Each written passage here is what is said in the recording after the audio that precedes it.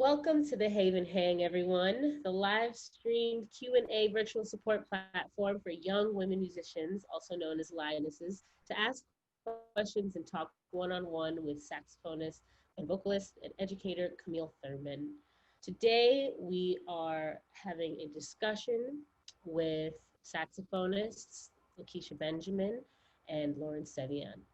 This is an initiative designed to mentor, share advice, and support young women pursuing careers in music and the performing arts, where we discuss and give advice on making a career in the arts and being a woman, self-esteem, confidence, musical personal development, strengthening your skills, how to study, and navigating life as a musician, and so much more. Today's guests feature alto saxophonist Lakecia Benjamin and baritone saxophonist Sevian, as I said before. And we'll start out with a conversation with Camille and these incredible women, and then address questions that viewers previously provided. So thank you for joining us today. Camille, how are you? I noticed that you're in a different location today. Yes, I am in sunny California. Thanks so much for joining me, Yunie. How you doing? I'm good, hanging in there with everything going on in the world, but happy to be Yeah. here and happy that you adding this platform, and it's always good to see you and the Oh, guests that we I'm happy to see you too, and I'm really looking forward to talking with Lauren and with Lakecia because we have so much to talk about just as in terms of the saxophone being women and of course celebrating Bird's 100th centennial this weekend. So, ladies and gentlemen, I'd like to present to you Lauren Sevian and Lakecia Benjamin. Hi, Lauren. Hi, Lakecia. Hey, how's it going? I'm good. How are you? Doing Aw. all right. Hey, Keish. Hey, what's up, man? How you doing? I'm good. Thanks for joining me. Oh, no problem. So we got actually we got four saxophonists, and we're all happen to be women, which is kind of cool. So I'm gonna hit right on it. For you as saxophonist, what made you decide to pursue this journey of playing the saxophone? Well, Lauren, you want to go first? sure, I'll kick it off. Well, for me, it started. I first started playing piano. My mom is plays classical piano for fun.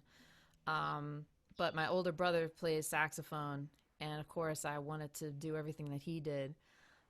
So I just started playing the alto. I was maybe 8 or 9 when I started, and I just completely fell in love with the instrument. It wasn't until I guess I was in high school when I first picked up the baritone, and after that, I was like, no offense, I didn't want to look at the alto. I just completely fell in love with the baritone, and I felt very connected to it. You know, and honestly, it didn't really bother me that it was a lot larger than the alto. That's usually the first question, like, oh, it's so big. Like how do you deal with that? And I said, well, it just felt right to me, as my voice.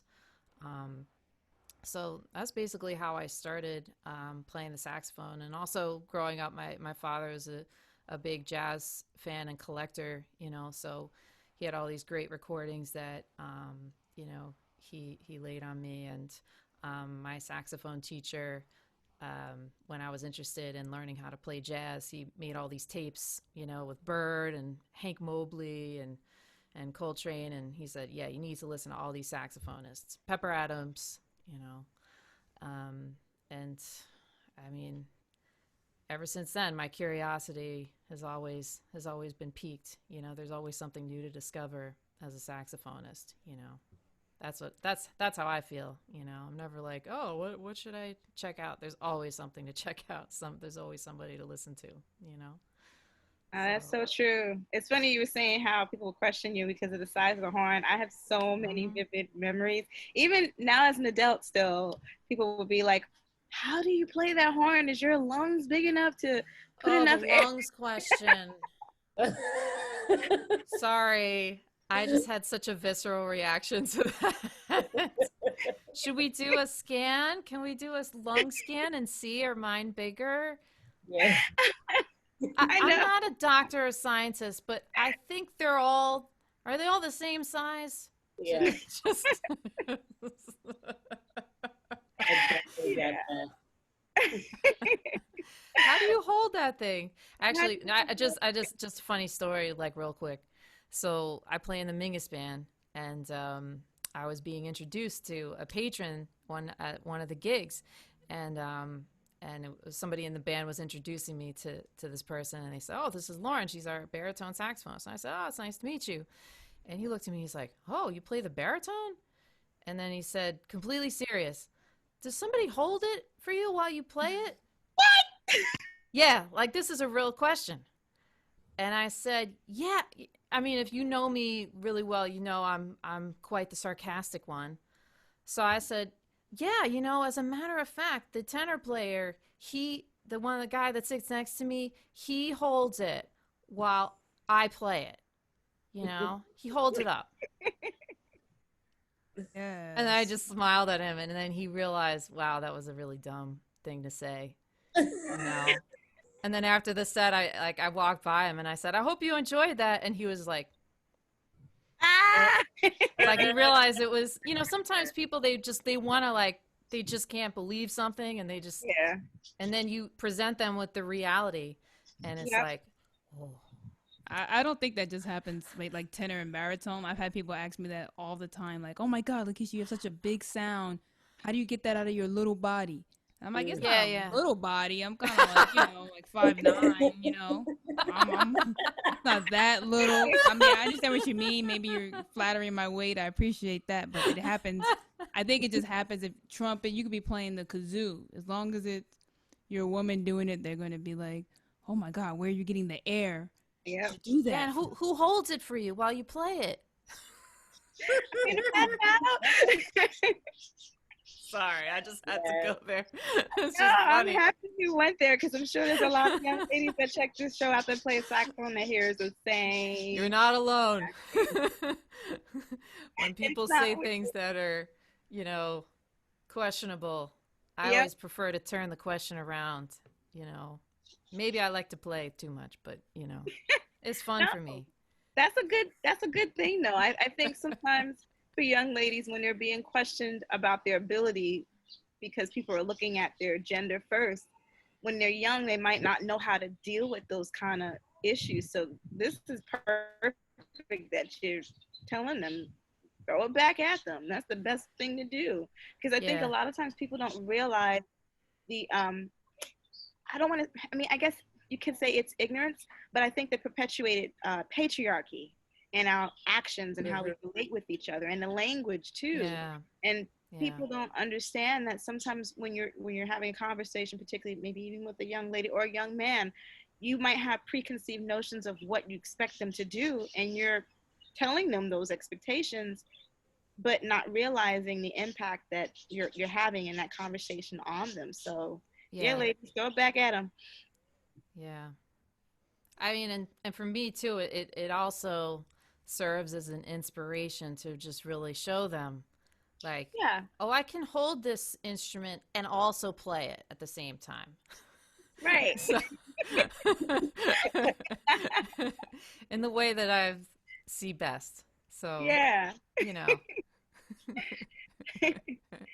Lakecia, how did you get started on the saxophone? What was your inspiration, and what made you want to do this? Oh, I got inspired by holding Lauren's saxophone for her up on stage. Yes!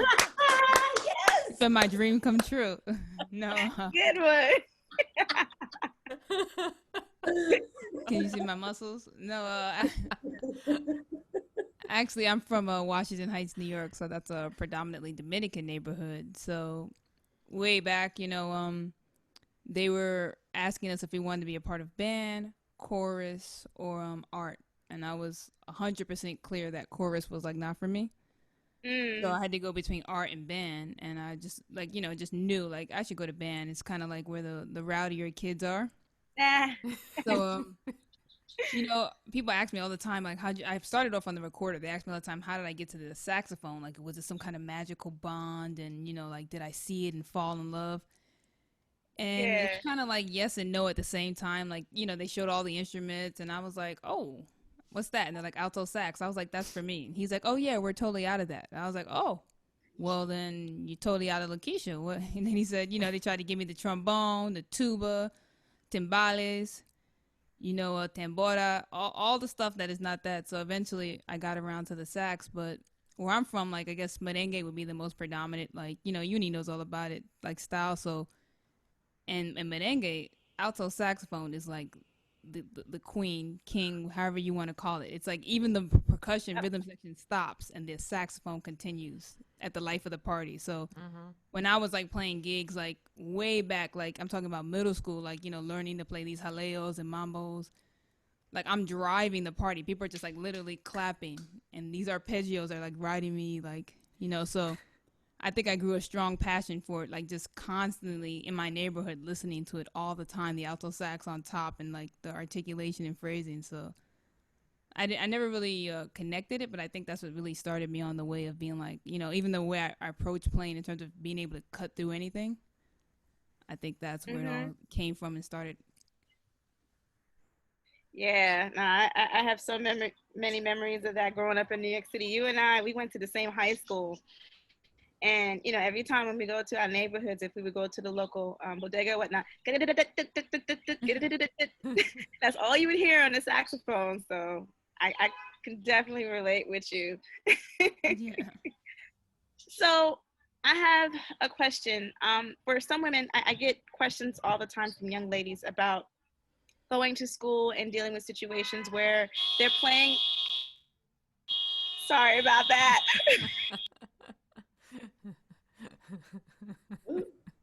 It happens. It's all good. Good Lord. Okay.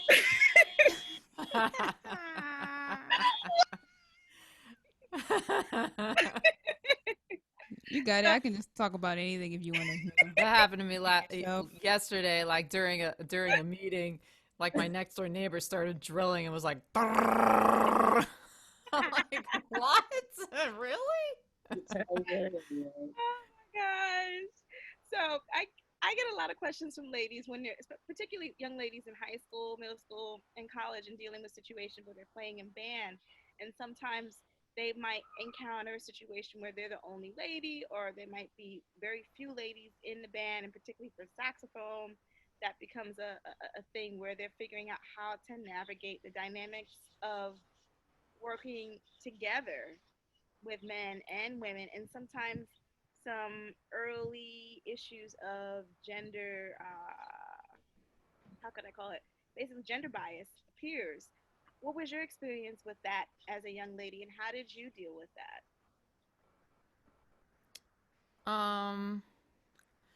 I guess, yeah, there were moments where I felt like, you know, there was some favoritism, for sure, you know, in different situations.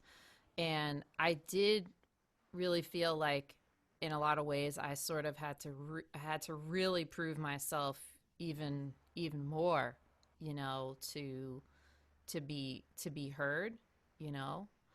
But I think though what that instilled in me was just, you know, just like a solid work ethic, if anything, you know, and really just being on point. And if, you know, like if you just really focus on working at what you're doing and sharpening your skills, you know, all of that eventually will start to really fade away, you know. And to try not to be disenchanted by, you know, negative situations, and just know that you're not alone in that. And I think it can be very isolating, you know, especially if you may be the only female in the band, you know. And sometimes you have to just you know, seek out, you know, other women or a mentor or somebody, you know, try to find somebody that, you know, you're able to connect with to keep inspired, you know. But I guess for me, it just really made me work so much harder, you know.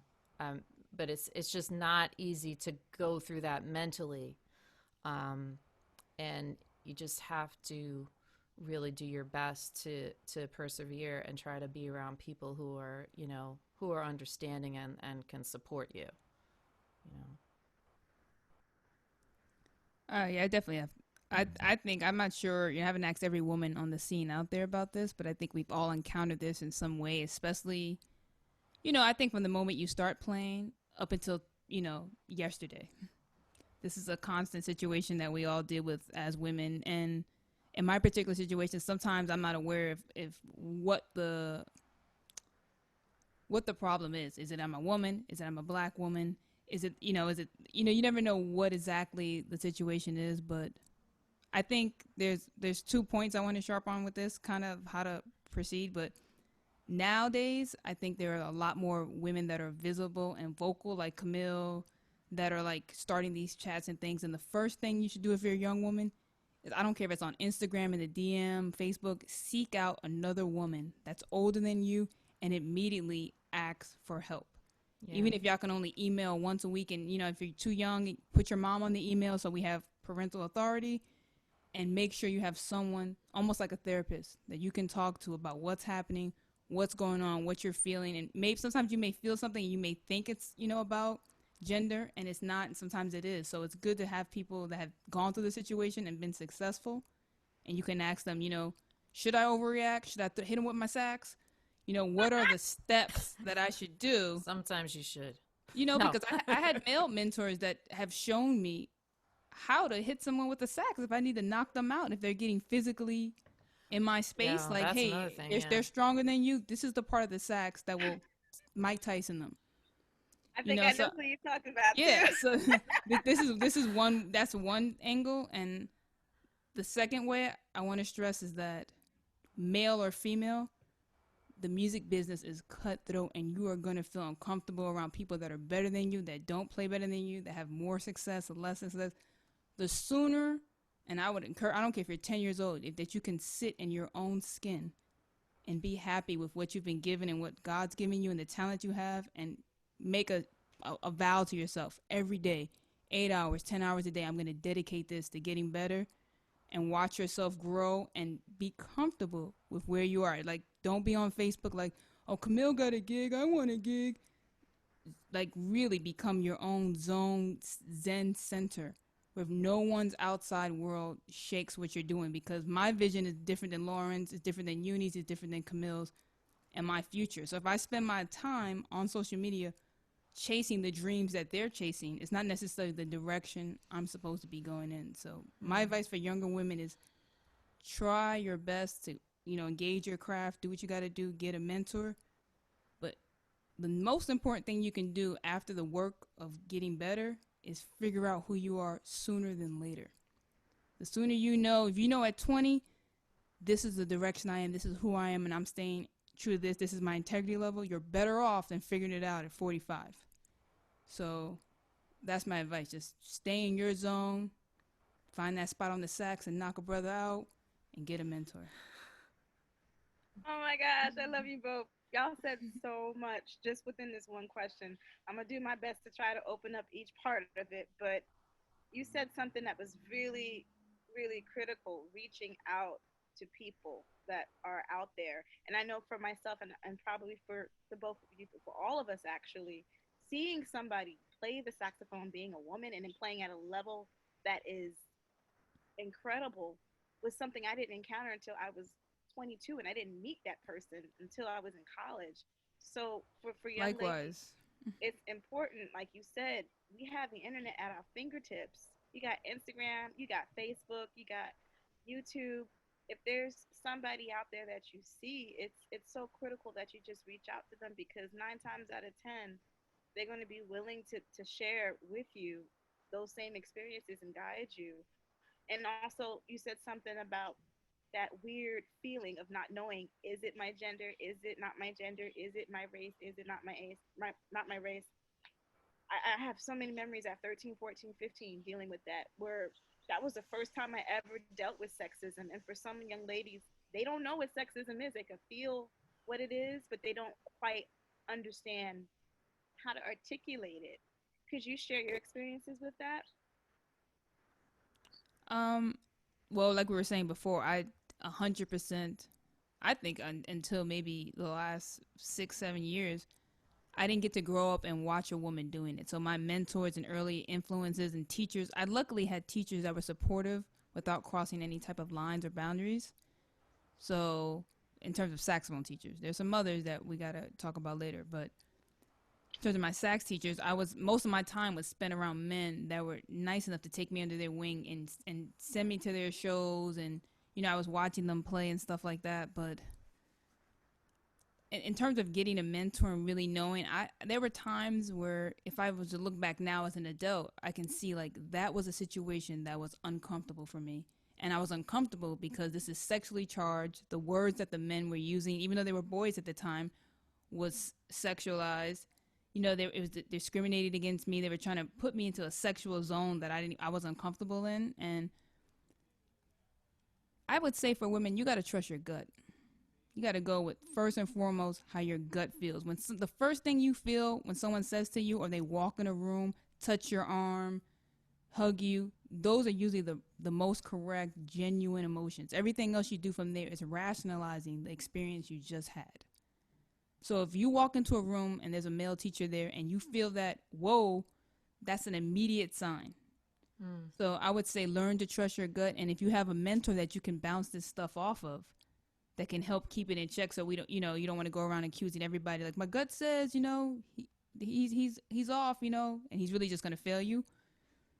I would say those are the perfect things to balance it, because you can talk to your parents about it, but some women may not have parents that are actively involved in their music careers or in their lives. So the first thing I would do as a mentor, and I know people may say they may be hard to find, or maybe you can't find the right one, but I can tell you, I can't speak for the other people here, but if you want to hit me up, and like I said, if you're underage, make sure your parents involved, I will respond, because I didn't have that, and it's at this point in my life that I see how valuable it is. I mean, I worked hard to get where I am, and I'm still working to get further, but I would be so much further and so much more confident if I had another woman just at my show. Imagine just every note you playing your solo, they're like, yeah, go, sounding good, putting you on Instagram, look at my student. Like, that type of support and stuff is the difference between making someone a millionaire and successful and someone walking away from the whole career altogether. Yeah. Yep.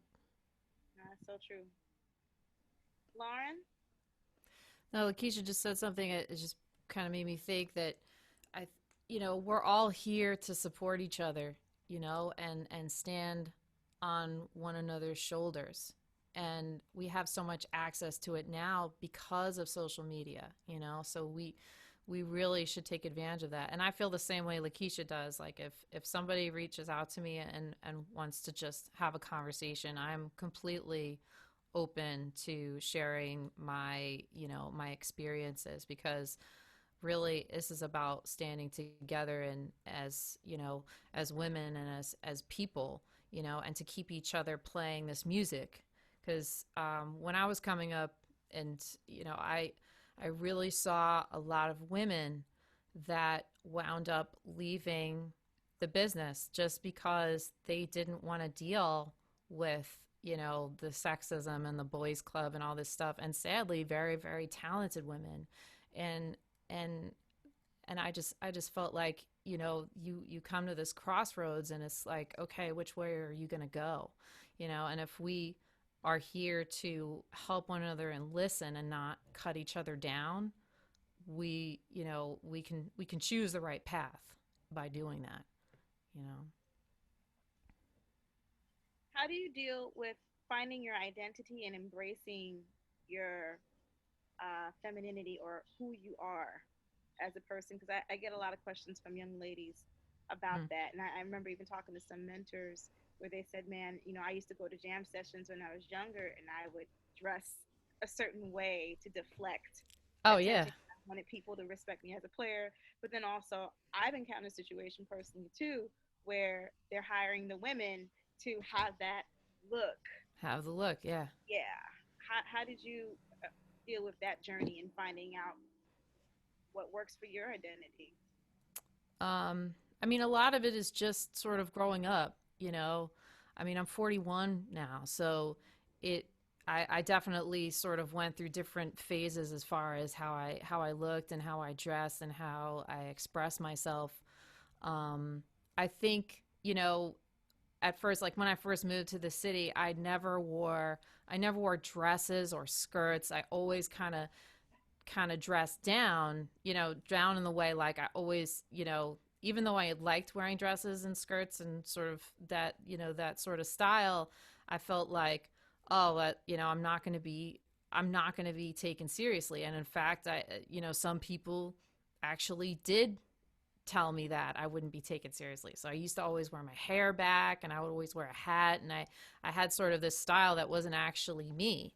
And it really wasn't until like maybe like 10-ish years ago where I started to, you know, I started to wear dresses again. I started to wear skirts. And some of that is just sort of where I was in my life, you know, in terms of, you know, my personal life and things like that. And that really was, oh, I really feel myself now. I really feel like myself now, you know? So I think it's good to just, you know, experiment and, you know, try, you know, putting yourself in, you know, in terms of like the physical appearance, try different things, you know, and see what feels like you and see what winds up sticking, you know. The same thing like hair color. Like I changed my hair color so many times. Like when I was in my 20s, I was always trying to figure out, and like this, I know, okay, this is the way I feel like me, you know, feel like this way.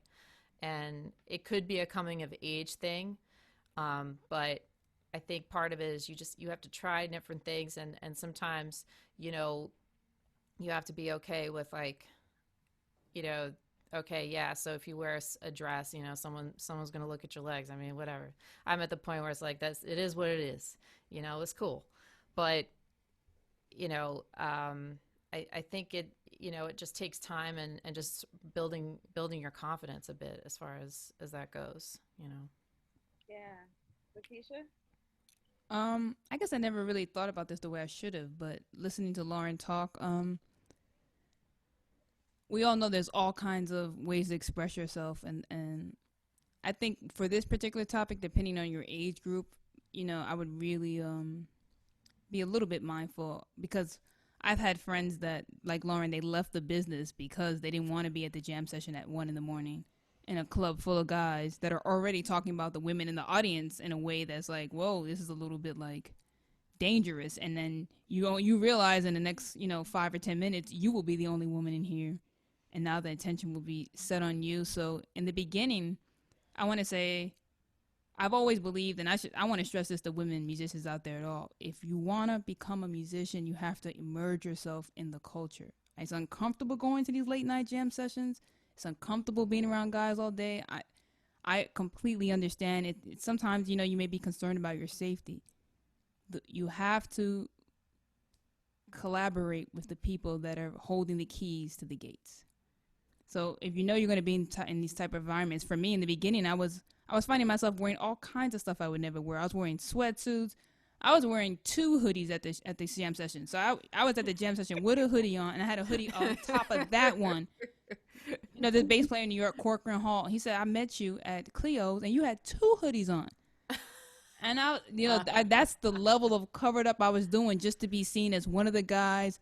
I have no body parts. Don't look at me. I'm just here for the music. You know, there's other women in the audience. I don't exist. And I realized how harmful that is, not only to your career, because especially where I am now, I definitely believe that your performance and your personality is also tied into your look.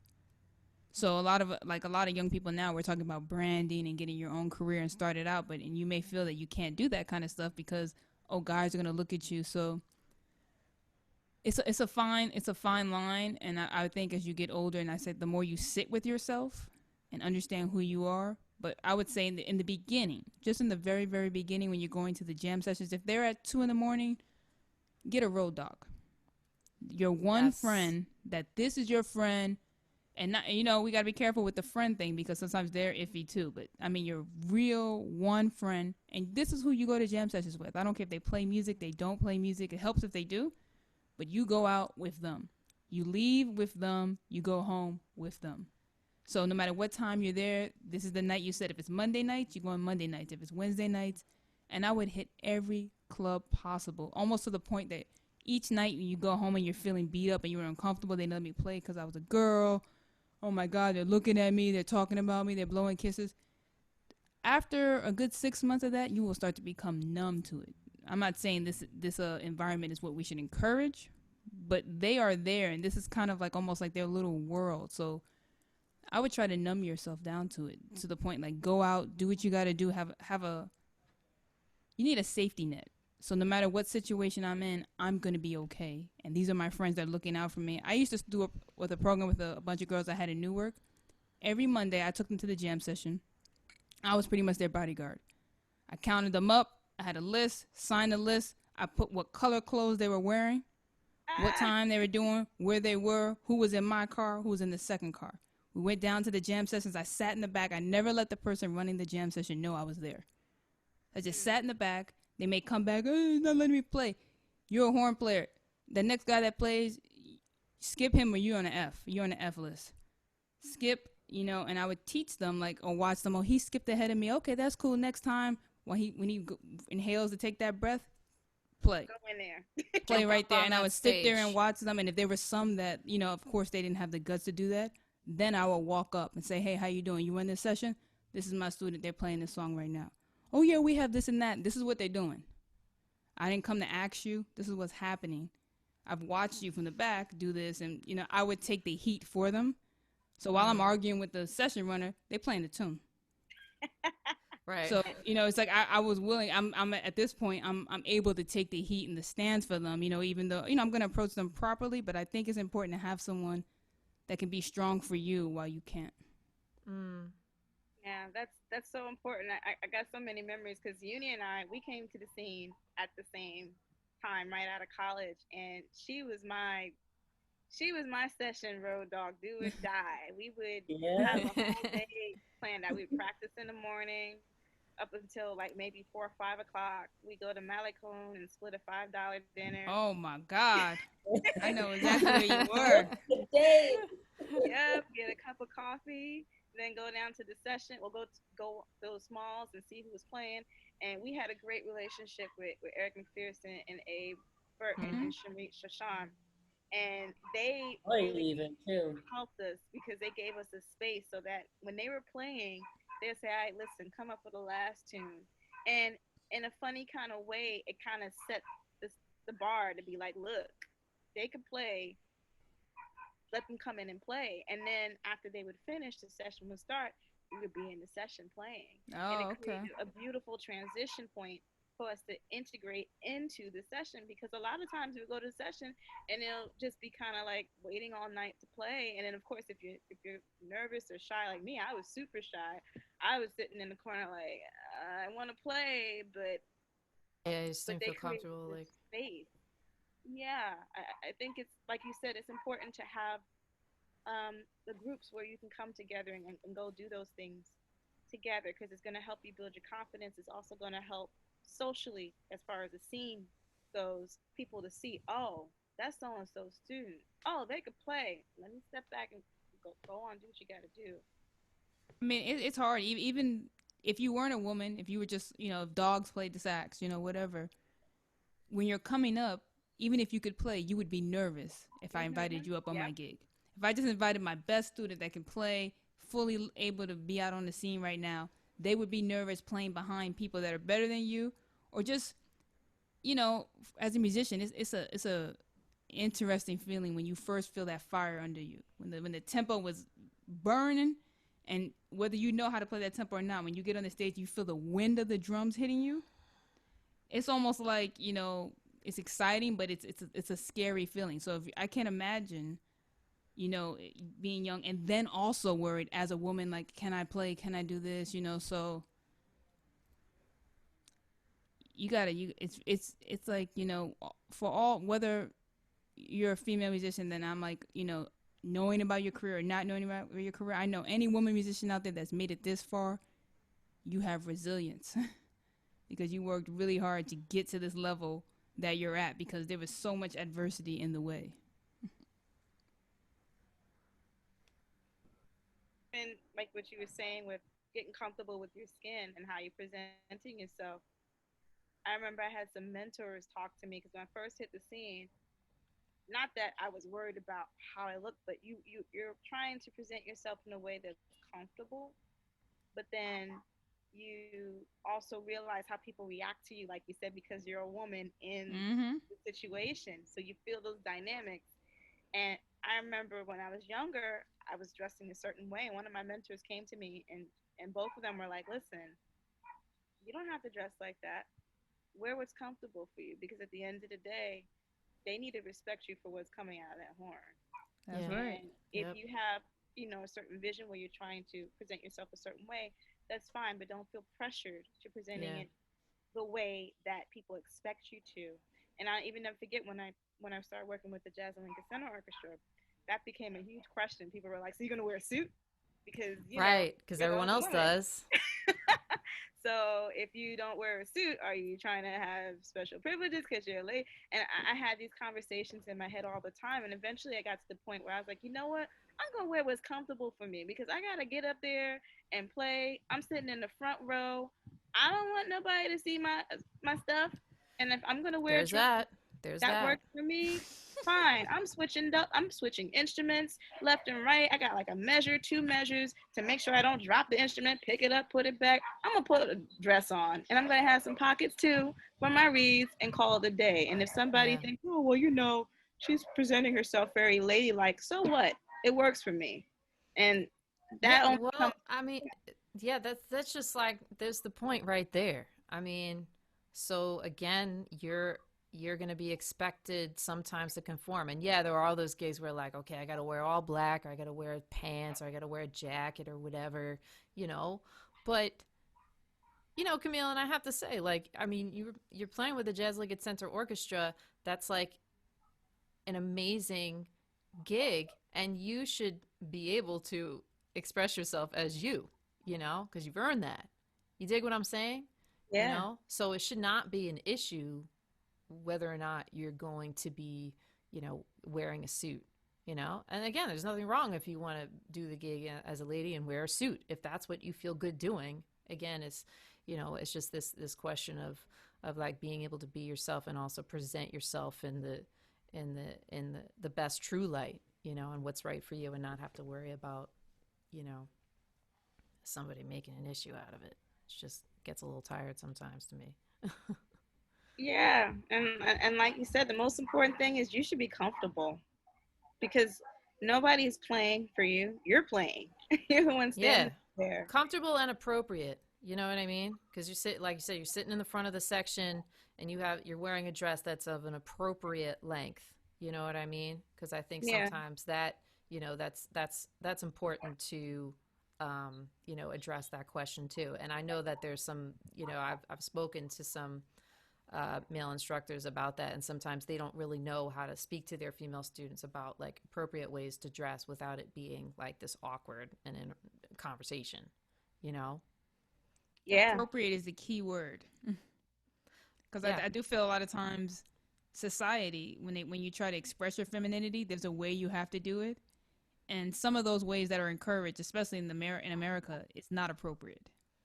So the Jazz and Lincoln Center Orchestra is like a very prestigious situation, and pretty much every jazz gig is a prestigious situation. You don't want to show up to those type of situations, oh, I'm expressing my femininity, when there's a plethora of ways you can express it that's still within, a way to be presentable. There's a difference between dressing at a club and dressing for a concert. Yes, yeah. That's right. That's so true. Yeah. Man, this is so good. I'm so happy we're getting to talk about these things, because nobody gets to talk about this. It's important. I just realized that I just like talking to you guys. I'm like, wait, I don't think I've ever talked about this. It's usually like, what's it like to be a woman in jazz? But again, these are practical things. Like, I think the dressing thing is important because, like, I mean, I've spoken to a lot of, male educators about this, and sometimes they feel like they feel weird just even talking about it, you know, because they're like, who am I to tell them? Like, and it's just this winds up being this awkward thing, you know? And so, you know, we have the power to say, hey, like, think about what you're wearing. You're going to be sitting down. If you do wear a dress, make sure that it's appropriate length, it's covering your knees or it's ankle length. Or, you know, I fell in love with wearing jumpsuits. Like, I probably, if you look in my closet, jumpsuit, like, talk about being comfortable, practical, and like look good, you know. I mean, that's Don't be another afraid tip, to try though. the jumpsuit, you know.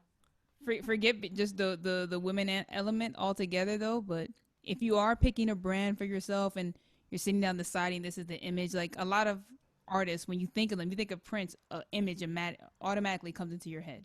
James Brown, an image comes into your head. So if you're branding yourself, you want people, when they say your name, an image to come into your head. So it's key that you pick an image that you can maintain at all times, even in its you know, high forms and low forms. There's a scale degree of how far the image goes, but you should be comfortably able to maintain this. If I invite you to the NEA Jazz Awards, you know what you're wearing, and people, when they see you, they're not like, oh, what's this new look? They know exactly what it is. So I would pick something that this is the style. So if you're wearing things that are, let's say, not appropriate, is that the image that we're going for consistently?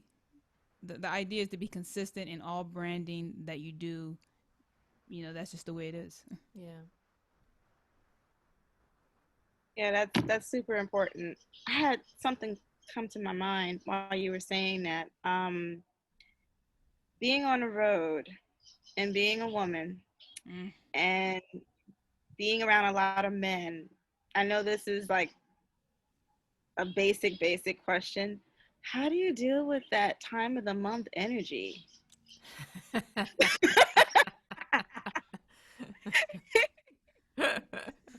I know some girls are wondering, like, yeah, how do I deal with that? Because you feel, you know, emotionally, you feel your body's going through things, and you feel certain things, and then you're trying to conduct yourself accordingly, but you're dealing with this whole blah inside. I try not to talk a lot. I was gonna say, like, especially when you're on the road, if you can, like, there are ways to isolate yourself and to just be. Go to quarantine. Yeah, well, we're all in this right now anyway, so it's a good time to practice the isolation, the self-isolation. But for me, it's just about, like, okay, I'm just gonna, you know, take my time that I need to take and be by myself, you know, in my hotel room all day before I go to the gig, you know, do like that if that's what I need to do, so I don't unleash a rage on anybody if that's how I'm feeling. You know, is this a question from a kid, a real question, or is this just something we're just talking about? Just curious of how serious I should take this. Out there, because you know we never talk about that. I the first time I really thought about that was really when I started going on the road regularly, and I started. It's funny because I remember this one promoter, I was singing, he was like, "Camille, you sound like woman," and I was like, "What are you talking about?" And I was like, "Oh yeah. Okay, I probably feel a little more this week." My God. I mean, I definitely think the. You know, oh yeah, I am woman. Hear me roar. Right? That's what they need to see. I mean, I know I keep going back to this, but the knowing yourself part, like if you really know yourself, like month to month, even in my person-to-person interactions, I don't even have to keep a calendar. I do. But I know, like, somebody say, hey, Lakecia, and I'm like, this guy always saying hi. I'm like, okay. Note to self, Lakecia doesn't like hi. We are approaching, you know, because I'm aware of myself. But if we are going to talk about this topic, and this is a real thing to, let's say, help I would think as a woman on the road, there are things around this topic that you should really actually start to prepare yourself for in terms of, like, when that season comes for you, is it a pleasant time? Is it a painful time? Is it an uncomfortable time? How are you going to get through a 2-month tour when you can't take the week off and actually just sit and, you know, go through what you're going through? So I've had to deal with that because sometimes I've been on the road 2-3 months and I'm like, what am I going to do with this? You know, I definitely think drinking lots of water, eating in a way where you can almost be consistent. It's coming all the time at this time, this amount of time. I definitely think the isolating from people for me has helped because I'm already direct and blunt in general within my life. So when this time comes, you may play something that I don't like. I'm not going to go, oh, let's try from the bridge. I'm like, that's awful. And that's not the way I mean for it to come out. But I've had situations like that where somebody plays something, I'm like, stop, you sound terrible. And I have to realize like, oh, I'm feeling it extra because I normally feel things extra. So now we just are over the top, Lakecia. So I would encourage you to, during that time period, stay by yourself. You know, if you need an excuse, when people are asking you why you look like, you know, the universe is crumbling around you, you just say, oh, I have a stomach ache. You know, if there is some pain going on here, don't feel like you have to tell people your business, what's going on. I just have a stomach ache. I don't feel well. They're going to pry, oh, I got some Advil. I got this, you know, just politely be like, thank you. You know, and it's just kind of, I kind of just take the like, this is my business. This is what's happening with me. I'm not going to let everybody know. But I do know that this is what's happening. And if you sound bad, this is the time I'm going to let you know. This is usually the time I'm going to let you know how I really feel about you. So, you know, quarantine for your 7 days. You know what I'm saying? Take it out on the stage, hit the stage hard, whatever. When that time is over, come back, smiley, regain the peace within the tour. Mm-hmm. You know, because the dynamics on the tour actually decide if you go on the next tour. So that's right. You know, keep the peace, keep the balance. Oh, I'm just gonna stay in my room tonight, break stuff. You know, get a hot bath going. I would say take a lot. You know, get your iron stuff together. Travel with all kinds of painkillers and stuff. They actually make this thing called thermocare, where it heats up, and once you open it up, and it stays. Oh, the heating pad, yeah. Yeah, it stays heated for like 14 hours per pad. So you can wrap that around your body in the middle of a concert. If you have a dress on, especially something like Camille be wearing, you could wrap that around and Velcro it to you and be getting full heat to your back and playing, you know, praying to God, drinking your tea and make it through. So I don't know if this is too much for the situation, but these are the facts. Lauren, you got any suggestions?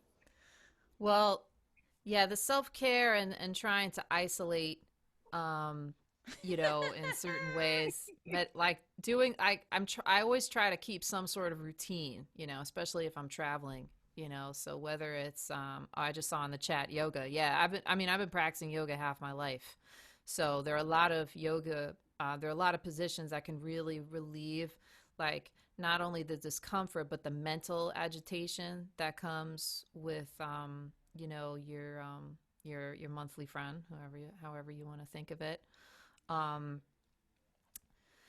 also, to be honest with you, like sometimes if I'm really thinking about it, and for me personally, it can be a difficult experience.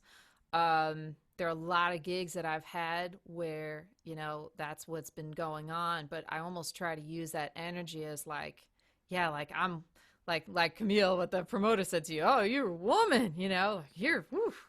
That sometimes I'm just trying to use that powerful experience that you have every month as a woman to like elevate, you know, the saxophone stuff and elevate the music, you know, because that's something we really, you know, is so unique to us. And can we harness this in a powerful and positive way, you know, and to not like be negative too much about it. But isolating yourself was the first thing that came to my mind. I was like, I'm just trying to stay away from everybody. Yeah. You know what? You don't always have that luxury. You're on the road, you're on the bus, you're on the van. You're just like, ugh, you again. Okay.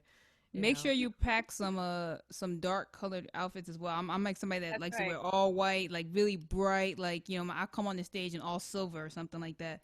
Make sure you pack alternatives that are just as, you know, flattering of who you are.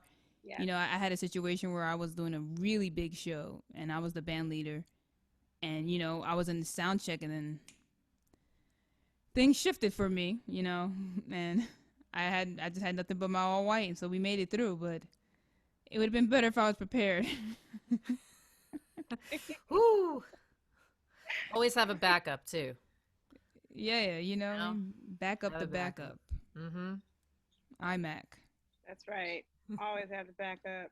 Ooh, let's get to another question, a different one. Sorry, I just wanted to put it out there because I know a lot of ladies probably think those things, but we don't get to ever have opportunities to ask somebody.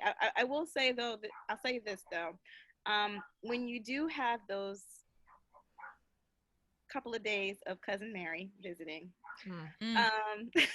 Yes, make sure that you give yourself the mental space and time to deal with yourself, because sometimes, like, take for instance, if you're in a situation where you're dealing with a high stress, high pressure playing situation, and you're nervous, or you're having to learn a lot of music, and you're dealing with all the emotions of trying to do the job, but then at the same time you're dealing with going into rehearsals. Like, I'll never forget, I did this rehearsal, and I don't know why, but everything was happening that day. Cousin Mary came.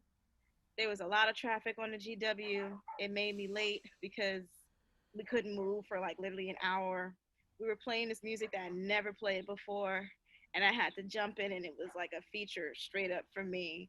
And the cramps were going, and it literally felt like I had to just jump in. And I did, and I got through it. And at the end of it, of course, the band leader was like, "Well, you need to do this." Da, da, da, da, da, da. And inside, I felt like, yeah, like, but I couldn't do that. get your saxophone up. It's I don't know. I'll tell you which part you should actually use. Actually, Oh, okay. being real about it. I was thinking about. I'm telling you, I got it down. No, but these situations are real, so give yourself the space when you know, like Lakecia said, if you're gonna be getting it soon, make sure you're giving yourself that space to deal and have that opportunity to kind of woosah with yourself, so that as you're navigating the situations, it's not all being dumped on you and you're just exploding emotionally.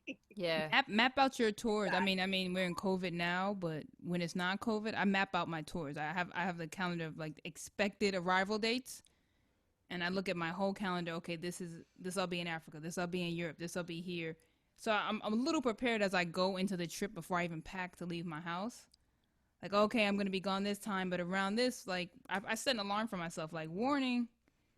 If there's music to be learned, learn it before this. If there's, if I need to go to the store and like wash clothes on the road or get something, handle everything before we get to that moment, to the point where, like, if it's my gig for that, I have my bag packed. I'm ready. Like, everything is ready. All I have to do is walk on the stage and set up the sax and play, because I know so much of just myself, what's going to happen. That's so true. I'm going to throw in one more question, because I know we got some questions for some viewers. But I know we're celebrating Bird this weekend, and for me, he was one of my inspirations in wanting to play the saxophone. What could you say about Bird inspires you? And then also, what are some parting words you'd like to leave for some of the ladies who want to take this journey and becoming musicians? Well, for me, like I had mentioned earlier, that when I was first learning how to play jazz, Charlie Parker was one of the first saxophonists I had listened to.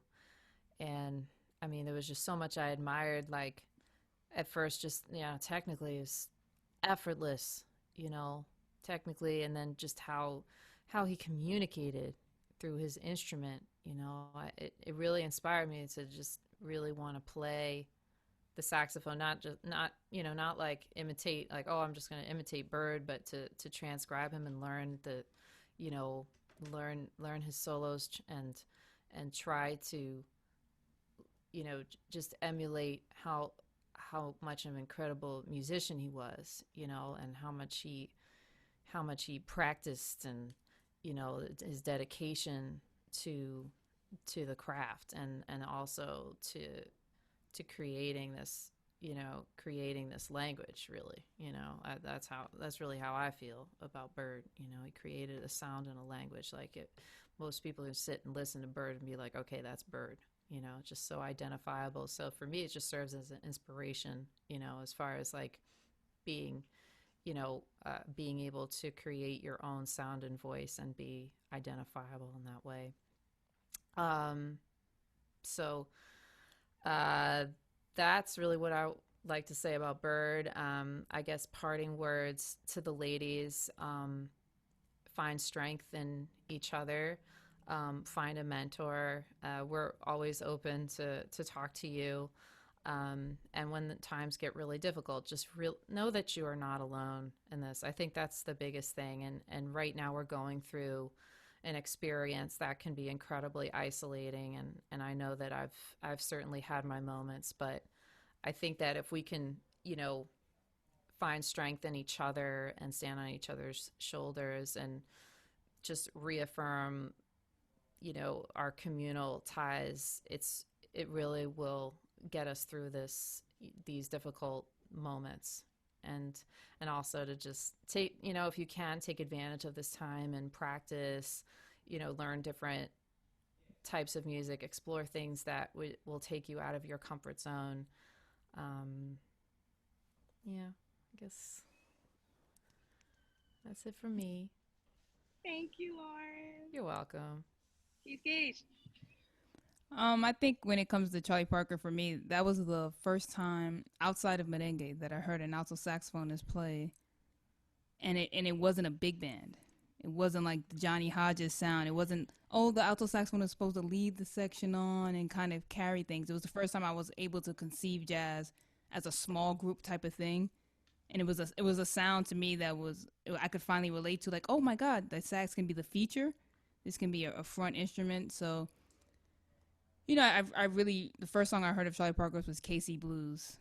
It was on a little compilation set he had. And, for me, most people that know me, I'm a blues fan. So I was immediately like, oh, wow, there's another way to play the blues besides, like, no, like, instead of, like,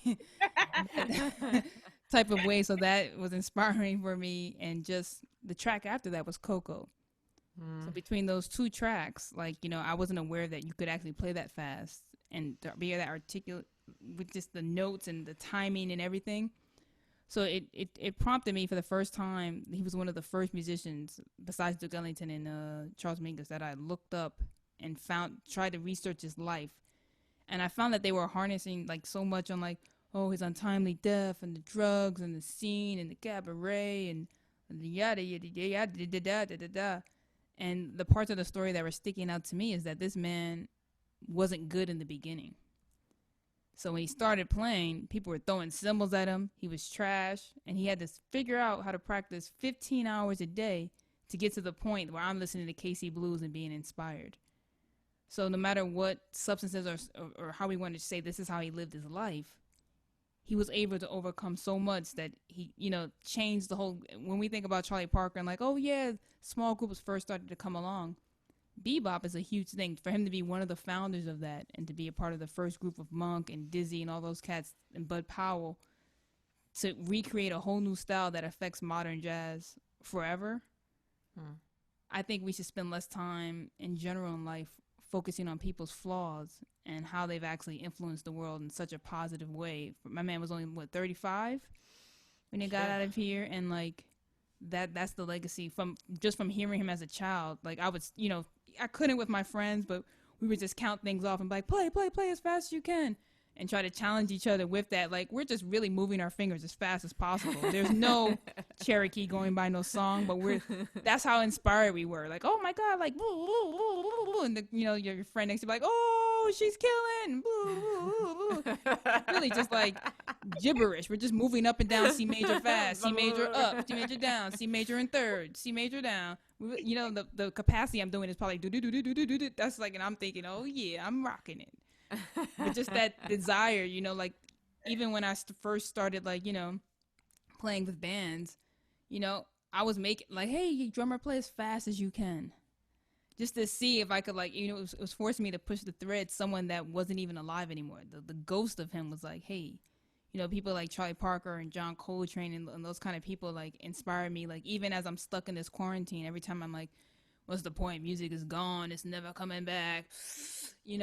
As you start to think these type of things and thoughts, you can realize and just sometimes utilize, like, the way my schedule was working, I wouldn't have 12 hours a day to practice. I wouldn't have 10 hours. I wouldn't have 5 hours. There's stuff I've learned in schools that I have the books, And I still wasn't like, really, can I develop the double harmonic minor? Like, how can I really get into these modes and stuff? And I would encourage all women right now, one, find that mentor. That is the first step. Before you learn another note, find them, seek them out, hit social media, saxophone, whatever you got to do. That is the most crucial part of your development, having someone that can be strong when you're not. So that's the first thing. And through this time, I would really, you know, if music is in your heart and soul, and the COVID has taught me that, like, you know, people, well, what can I do else for a living? What else can I do? We're all searching for answers and possibilities. And I learned in this time period, there's plenty of things I can do, but there's nothing that I love as much as this. Because the pain I feel, it's almost like I'm going through a breakup with music. Our marriage, we're potentially about to get divorced, and I'm doing everything I can to save the relationship. So I would encourage people to just know that everything is always a moment in time. Like last year, this time, none of us were thinking about the issues. None of us were suspecting this. It was a whole new world. And next year, this time, whether it's gone or still here, it will still be a whole different time. So strive, work as hard as you can, practice as hard as you can, use this time, especially if you don't have bills right now and you're young. I don't even want to hear it. Just be in your crib, you and the metronome. If you don't have bills, get with the metronome. I'm playing my scales. Do not play one scale without a metronome on. If my students try to play a scale without a metronome on, I'm going to hit you with a reed. Turn the metronome on. All music happens in real time. Period. Even when I'm playing solo, it's in time. That's my message to you. You play the saxophone, real time music. Don't come near me without a metronome. The app is free on your phone. That's right. Yes. I just want to say thank you, Lauren, and thank you, Lakecia, for blessing us with your wisdom and your words of encouragement, and for sharing your experiences. I know a lot of ladies are going to really appreciate your words. So thank you for being honest and transparent. I think we got some questions now. So we're going to, let's see, I'm gonna pull it up for you right now. Yeah, we got a few questions. This first question is from Ruby. And the question is, what are some of your favorite standards right now? I would say if you can play confirmation in every key, you're going to go really, really far just in terms of your vocabulary and language, you know, all the things you are. Yeah, I was. all the things that people are going to call on you that, you know, and try to pull these little tricks on you, you know. I remember April, everything like that. Yeah, me personally, I'm always working on rhythm changes in all 12 keys and blues in all 12 keys. Like every day I just pick either like 2 or 3 keys and either blues or rhythm changes. And that's always a part of my practice. And I've been learning a lot of contrafacts actually. So contrafact, like, you know, like Prince Albert, which is over all the things you are. Now I'm blanking on the title. The one that's on Out of Nowhere, that over the tune Out of Nowhere, that's Lenny Tristano. Not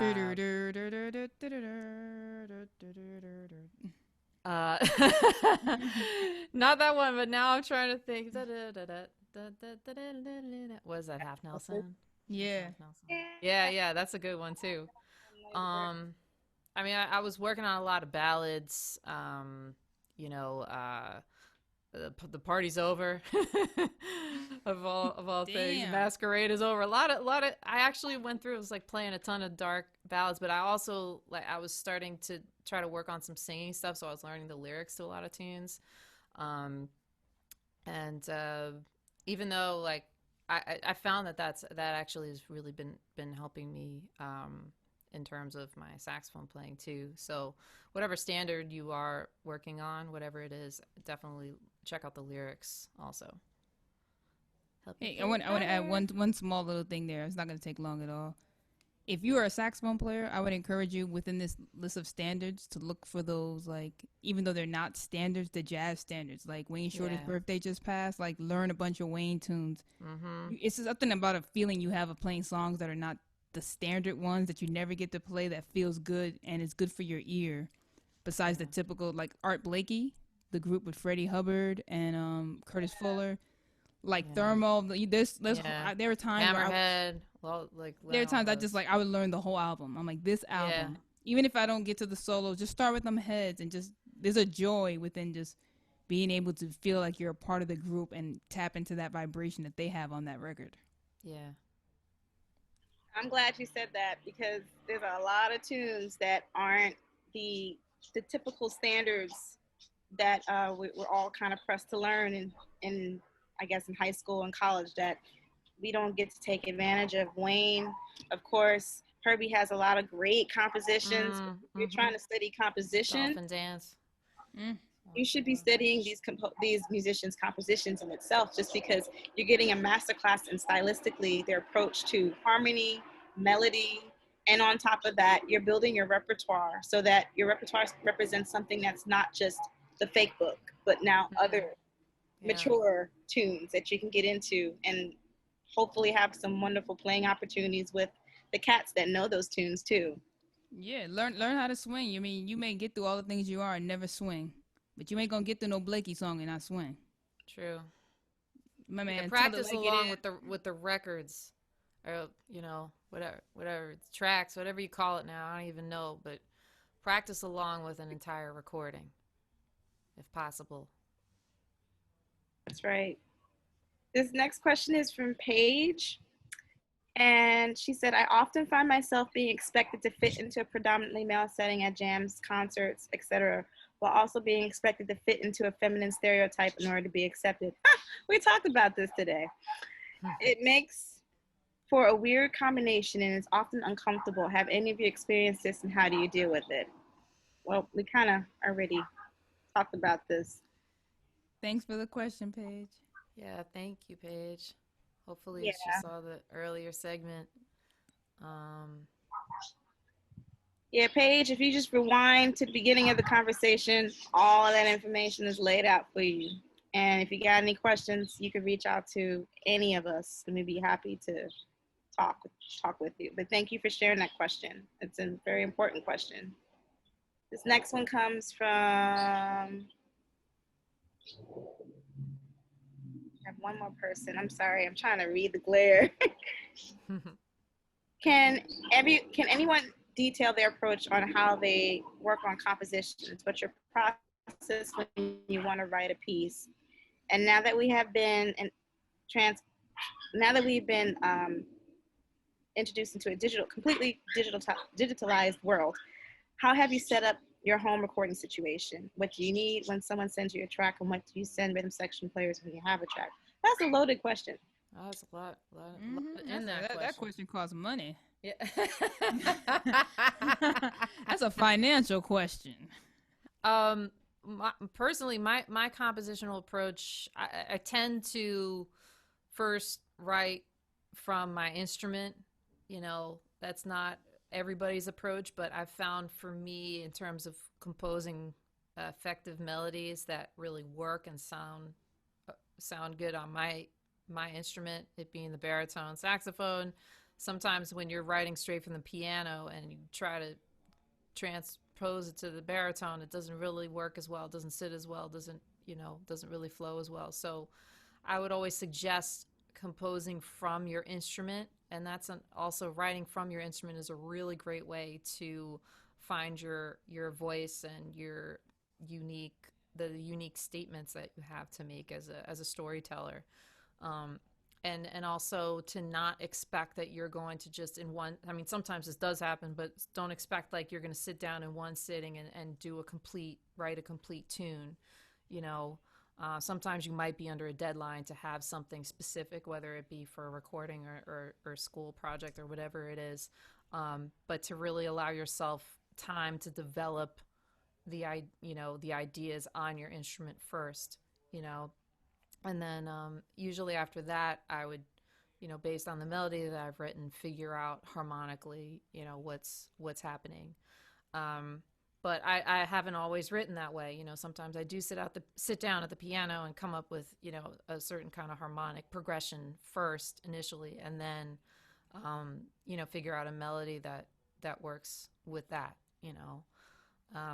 So everybody's process may be different, but me, I tend to write mostly from my instrument first. For me, I've never written an instrument on this a song on the saxophone. Every song, everything I do has come from the piano. And the times that it didn't come from the piano, I was literally sitting there with some type of software because the groove was in my head first. Because for me, rhythm is such a driving force. So I was playing the rhythm, you know, actually sitting there making the drums, sitting there making the bass, sitting there doing these things. And like Lauren, I have discovered that from writing from the piano, you get beautiful chords and it's amazing. And then you go to play them and you're like, this is a hard song. Right. And, you know, in the beginning, it was like really intense. I did some of my first gigs and like premiering my music and I can't even play my music. The melody's going well, but the solo is challenging. But, you know, I chose to stick it out because I did feel like the songs were, when I took away the saxophone, I was taking away my generic, this is what my go-to, my little twerk. So this is my lick I like a lot. This is the melody I like a lot. On the piano, I was forced to just deal with the emotion of the music. And this chord is feeling like this to me because I'm kind of crippled in a way, even though I've studied a significant amount of piano. So I would say that. And I remember once hearing Wayne Shorter speak, and he said that, you know, composing is almost like the same way as practicing. It's like it's a skill that you should constantly be working on. Some people feel like they should sit down, write a song, and it just comes to them. But if you're not working that muscle, so, you know, Wayne Shorter said once that he wrote for like a year and didn't write for like 2 years. And you know what I mean? It's like where his inspiration came, but that's at a high level. You know what I mean? So for me, I do everything. When I get inspiration, I like completely immerse myself in it. I don't let the time pass because there's plenty of times where I'm going to feel not like using it. So I would say in the beginning, try to write a little bit each day. Give yourself like 15 minutes. So if it's going well, go longer. If it's not, be like, whatever, I got 3 chords, I got a loop. You know, this is the way technology works. Run your loop. Get a vibe from it, solo over it, whatever you got to do. But there are times when I'm like, you know, a lot of times I've gotten grants now to write music or looking to write a new album where I go into my computer and click a file from 5 years ago. Just like, oh, this song says blah, blah, blah. And I click it and I'm like, whoa, this is the first tune on the record, you know, because I don't know what I was feeling at that time. So I would just say, like anything else, keep doing it, keep figuring it out. And if you really want to sit and understand individual setups about, you know, this time, it really depends on what you're trying to do and the sound that you're trying to create. But basic, you need a working computer, you need working Ethernet. You can have Wi-Fi too. I recommend Ethernet over the Wi-Fi. You need a interface that works. I would suggest you get a mixer as well because not all platforms work that certain way, depending how many inputs you're going in. And the rest, like I said, is going to cost a couple dollars. You know, if you need my Venmo, let me know. Men, you can Venmo too. This is not exclusive to the women. Whoever has the coin, I'm cool with that. Yeah, I mean, if you're just going to be like, you know, I mean, we've all been doing some quarantine recordings and whatnot, whether it's, you know, small group or big band or something, you know, just basic working mic, things that just need to be working and functioning. You know, you can get a perfectly nice sounding track using, you know, GarageBand.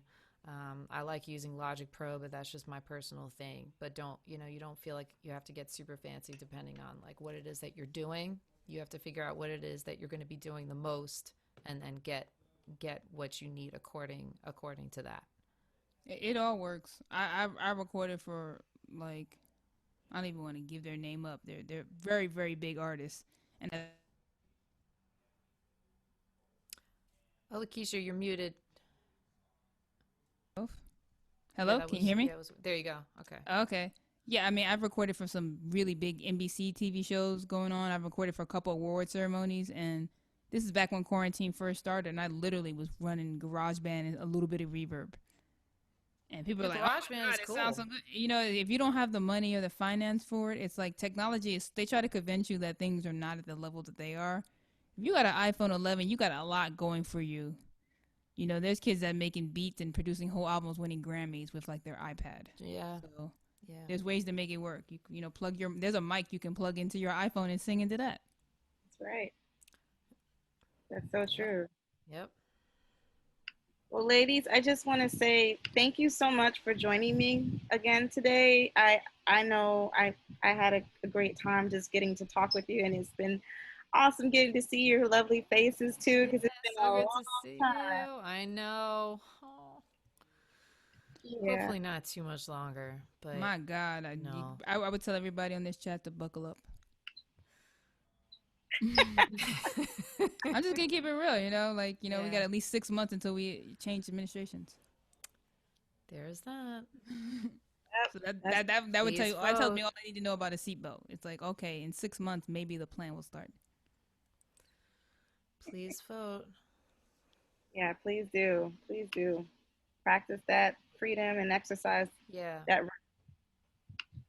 Well, once again, I'm Camille Thurman. Thank you for joining us on the Haven Hang. The next Haven Hang is going to be, because we do have a couple of more happening. The next one's going to be in September, and it's slated for September 9th. So if you want to join us for the next one, leave your email at www.camillethurmanmusic.com/thehavenhang, and I will be happy to add you onto the list, and you can join us and get to enjoy some more talk about being women and musicians. Thank you again for joining us. Thank you, Lauren. Thank you, Lakecia. Thanks, Camille. I hope to see y'all soon. I hope so too. Miss y'all. Yeah. All right, everybody. Take care. Bye. Bye.